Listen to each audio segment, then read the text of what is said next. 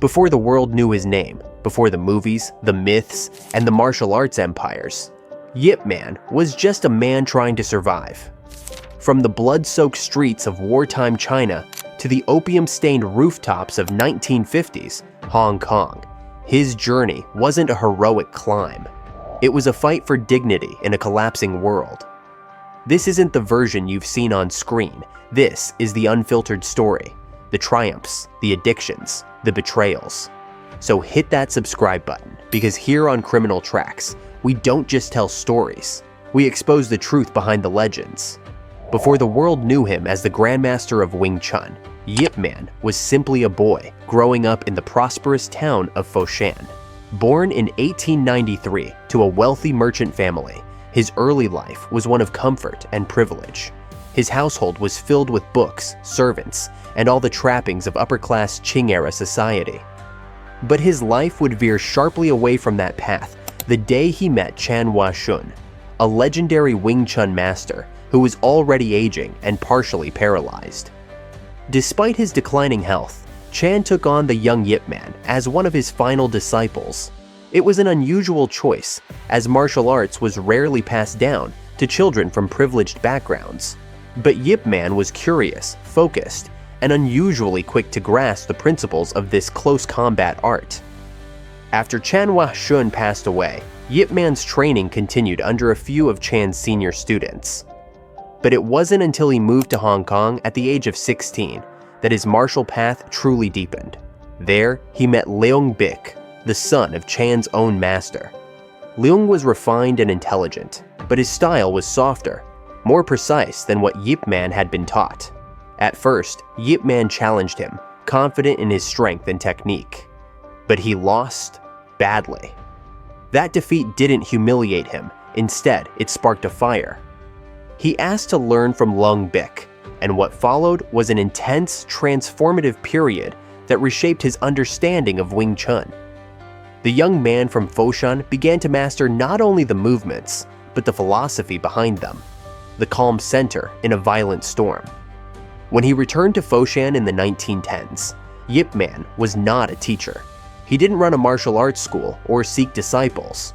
Instead, he joined the local police force under the Kuomintang government, serving as an officer and eventually rising to a respectable rank. It's said he would sometimes use his skills in the field, effortlessly disarming knife-wielding suspects or knocking down aggressors with barely a motion. But his practice remained private, almost sacred. Teaching martial arts publicly was still frowned upon by many traditionalists. It wasn't seen as a profession for someone of status. For Yip Man, Wing Chun remained something deeply personal, a way of living, not a way of making money. Then came the war. In 1937, Japan invaded China, and Foshan, like so many other cities, fell into darkness. Yip Man's life of comfort disintegrated. The wealthy became beggars, and the powerful were reduced to shadows. There are rumors, never fully confirmed, that the Japanese military approached him, hoping to use his influence or skills. He refused. Whether that's folklore or fact is impossible to know, but what's clear is that he didn't collaborate. He lost almost everything. His family wealth vanished, his influence disappeared. He was reduced to begging for rice, just like everyone else in the occupied city. For someone who had grown up surrounded by luxury, it was a devastating transformation. The war years hollowed him out. He lost friends, comrades, and much of his health. His wife, Chung Wing-sing, a woman of quiet grace and immense strength, stood by him as long as she could. But the hardships were too great. The man who once served as a police officer now wandered ruined streets, his once sturdy frame thinned by hunger. And yet, he still practiced. When there was no food, no shelter, no safety, he still practiced. Wing Chun became his one constant, the thing he could control when everything else had collapsed. After the war ended in 1945, the struggle didn't. China fell into civil war between the nationalists and communists. By 1949, the communists were victorious. Yip Man, being a former nationalist officer and a member of the gentry class, was now at serious risk. The new regime was not kind to men like him. In a desperate move, he fled to British-controlled Hong Kong alone. He had to leave his wife and children behind in Foshan, with no guarantee he'd ever see them again. The decision to abandon his family wasn't taken lightly, and it would haunt him for the rest of his life. But in the chaos of China's political upheaval, there were no clean exits, only choices and consequences. In Hong Kong, he arrived with nothing. The man who once lived in a mansion now slept on mats in a communal tenement. The city was overcrowded, violent, and buzzing with gang activity. Refugees poured in by the thousands, all trying to survive. And there, amid this backdrop of desperation, Yip Man began to teach. It started informally. A few young men, many of them street toughs and gamblers, approached him asking for lessons. At first, he refused. Teaching Wing Chun publicly still carried a stigma. It was supposed to be kept within families or secret lineages. But hunger is a powerful persuader. He needed income, so he relented. The first lessons took place on rooftops, in warehouses, and even in alleys.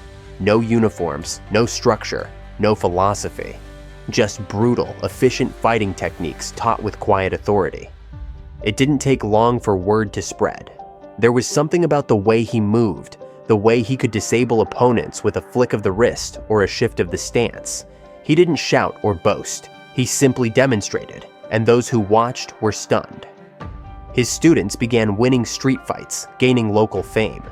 Some martial artists challenged him. They lost. Others came with respect. They stayed. But it was in this early Hong Kong period that the legend of Yip Man truly began, and also where the seeds of controversy were sown. He was no longer the quiet lawman of Foshan. He was a refugee, a teacher of outcasts, a man navigating a new world by the edge of his hands. His story was just beginning to twist into something far more complicated and darker. Hong Kong in the 1950s was not a city of cinematic glamour. It was noisy, chaotic, and unforgiving, especially for men like Yip Man, who arrived with nothing but his name and a style of kung fu that few had even heard of. His students weren't scholars or noble warriors. Many were misfits, unemployed youth, street fighters, and even those loosely tied to triads. That wasn't by design. It was survival. When you teach in tenement rooftops and warehouse corners, you don't get to pick who walks through the door. What mattered to Yip Man was dedication. If a student showed up every day, respected the art, and could endure the harsh training, they were welcomed. But with that open-door policy came trouble. Hong Kong's martial arts scene was a turf war. Every district had its own masters, its own styles, and its own unspoken boundaries. The idea of a relatively unknown teacher instructing commoners, many of whom had reputations for violence, was seen by some as an insult. More than once, Yip Man and his students were challenged. Fights erupted. Some were behind closed doors. Others spilled out into alleys and tea houses. His name became known not because of press or publicity, but because people kept losing to his students. And when people lose in public, they talk. As the tension rose, so did whispers, dark ones.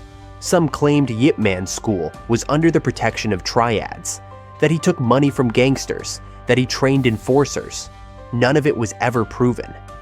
But the martial arts world was, and still is, a place where myth grows faster than fact. In a city where martial arts schools often needed protection from extortion and territorial gangs, it wasn't uncommon to strike informal deals. Whether Yip Man did or didn't is still debated. What's certain is that his school survived while others closed, and that alone raised eyebrows. Then came the addiction. Somewhere in those early years, Yip Man fell into opium use. Whether it began during the war, in his darkest poverty, or as part of Hong Kong's complex underground, no one can say for sure. But the habit took hold. His students knew. Some said he'd drift off during training, eyes half-lidded. Others said he functioned like clockwork even while using. Regardless, it stained his image. The idea of a kung fu master, supposedly a symbol of discipline and moral virtue, being addicted to opium clashed violently with traditional ideals. Some left his school in disgust. Others stayed, believing the art was bigger than the man. Despite it all, his teaching flourished. In 1953, a fire destroyed much of the Kowloon walled city, displacing thousands. Yip Man took the opportunity to move into a new location, a more formal space, though still humble by any standard. There, his student base grew. Wing Chun, once an obscure branch of Southern Chinese martial arts, was becoming a name people recognized. Its practicality, its close-range efficiency, its brutal elegance. Everything about it fit the frantic energy of post-war Hong Kong. And then, in 1956, a teenage boy named Lee Junfan walked through Yip Man's door. He was energetic, cocky, and already athletic, but he lacked direction.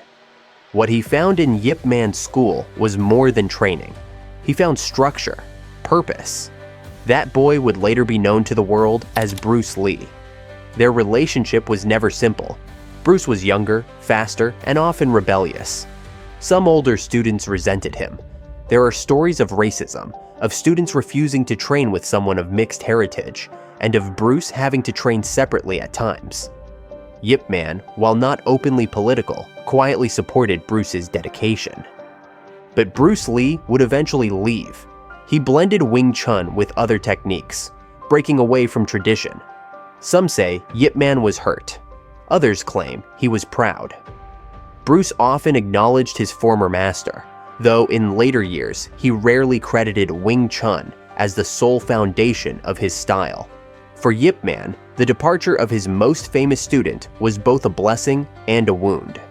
On one hand, Bruce's rise brought international attention to Wing Chun. On the other, the limelight highlighted all the uncomfortable truths about Yip Man's past, his addiction, and the unsavory rumors that followed him. Still, the school endured. More students came. Some became legends in their own right. Liang Sheng, Wang Shun Liang, and others who would carry Wing Chun forward after Yip Man's death. The art spread beyond Hong Kong.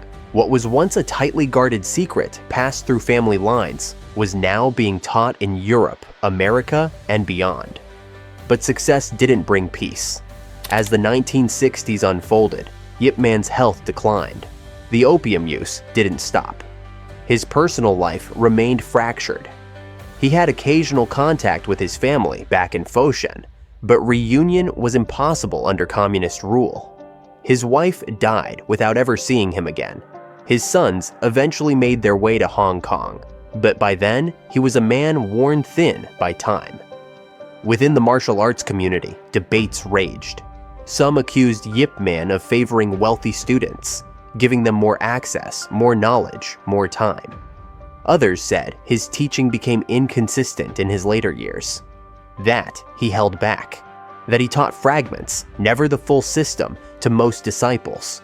Whether out of caution, pride, or simply fatigue, no one could say. But the criticism stuck. There were also disputes over who his true heir was. Many of his students claimed to be the most authentic torchbearer of Wing Chun. Lineage wars broke out. Some still rage today. Yip Man himself never publicly declared a successor. Maybe he believed the art would speak for itself. Or maybe, like so much in his life, he preferred to leave the truth unsaid. He died in 1972, just 7 months before Bruce Lee. The timing felt eerie. The master and the student, gone in the same year. But while Bruce Lee died young and on the edge of superstardom, Yip Man passed away quietly in a modest apartment, surrounded by a few close students and family. He left behind a small inheritance, barely enough to be noticed, and a short film of him demonstrating Wing Chun.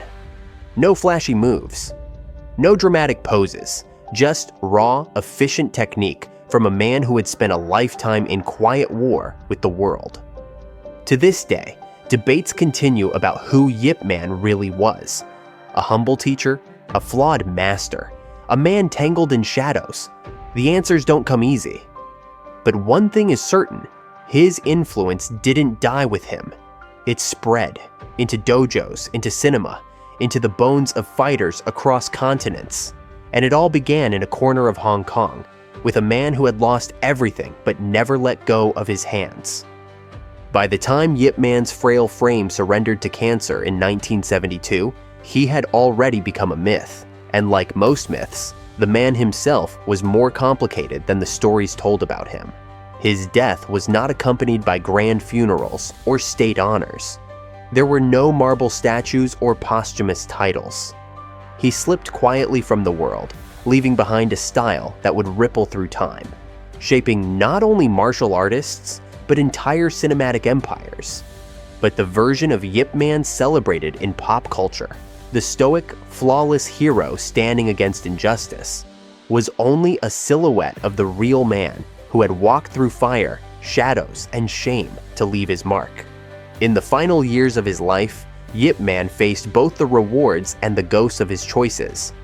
His health, weakened by decades of stress and opium use, began to fail. He grew gaunt and pale, often coughing violently during training sessions. Yet, he still moved with precision. Even cancer couldn't dull his muscle memory. Toward the end, some students said he trained less, taught less, and spoke even less. He had the look of a man who had outlived too much: his home, his wife, his youth, and even his country. But within those moments of silence, his legacy grew louder. Students came not just to learn how to fight, but to understand a system of movement born from centuries of Chinese tradition. Still, behind closed doors, the contradictions remained. The opium pipe was not a rumor, it was real, and it haunted his family long after his passing. One of the most polarizing elements of Yip Man's story is the way his teachings were passed down or withheld. Some students claimed they were given the complete system, including the rarest forms and internal theories.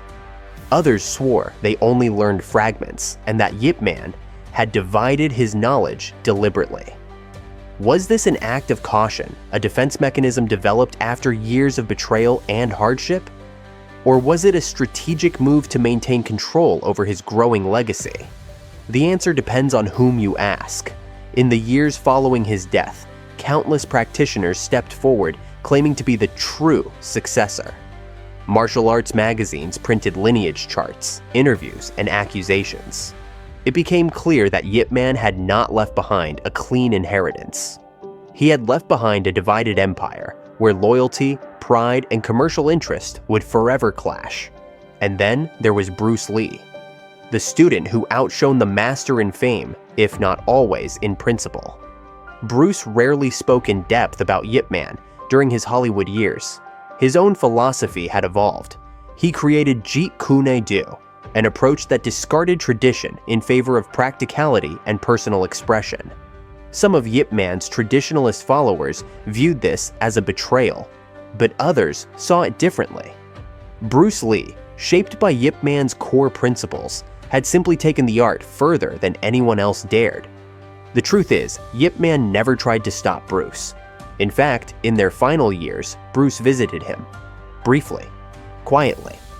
Whether to pay respect or seek closure, no one knows. But the moment happened. And that silent meeting between the old master and the rising legend said more than any public tribute ever could. There's another side to Yip Man's legacy, often overlooked: the personal cost. He lost more than just his fortune during the wars. He lost his family. His wife died in Foshan without ever reuniting with him. His two sons, whom he had been forced to abandon during his flight to Hong Kong, eventually joined him in the colony. But by then, years of distance and silence had built a chasm. One of his sons, Yip Chun, would go on to become a prominent Wing Chun teacher himself. But the wounds of their separation were never fully healed.